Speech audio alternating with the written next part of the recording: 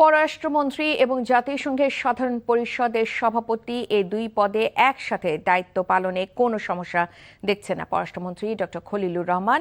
বিকেলে পররাষ্ট্র মন্ত্রণালয়ে সাংবাদিকদের সঙ্গে আলাপকালে এমন মন্তব্য করেন তিনি। এছাড়া জাতিসংঘে ৮১তম অধিবেশনের সভাপতি নির্বাচিত হওয়ায় দেশের মানুষকে এ বিজয় উৎসর্গ করেন পররাষ্ট্রমন্ত্রী।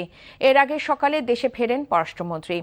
প্রধানমন্ত্রীর পক্ষে মুখ্য সচিব এবিএম আব্দুস সাত্তার পররাষ্ট্রমন্ত্রীকে শুভেচ্ছা জানান। গত ২ জুন নিউ ইয়র্ক সময় সকাল ১০টায় জাতিসংঘ সদর দপ্তরে ভোট গ্রহণ অনুষ্ঠিত হয়। ৯৯ ভোট পেয়ে সভাপতি নির্বাচিত হন ডক্টর খলিলুর রহমান।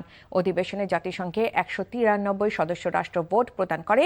এই পদে ডক্টর খলিলুর রহমানের প্রতিদ্বন্দ্বী ছিলেন সাইপ্রাসের পররাষ্ট্রমন্ত্রী বিশেষ দূত Andreas S কাকোরিস।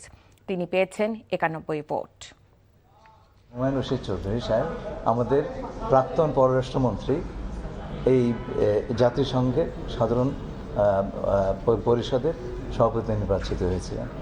I was his private secretary. দুই পদেই পূর্ণকালীনভাবে কাজ করতে পেরেছেন। সেই সময় সেটি ইন্টারনেট পূর্বযোগ ছিল। আজকে কিন্তু আপনি সিজলেসলি দুটো কাজ করতে পারেন। It is normal to do so. It is normal to do so.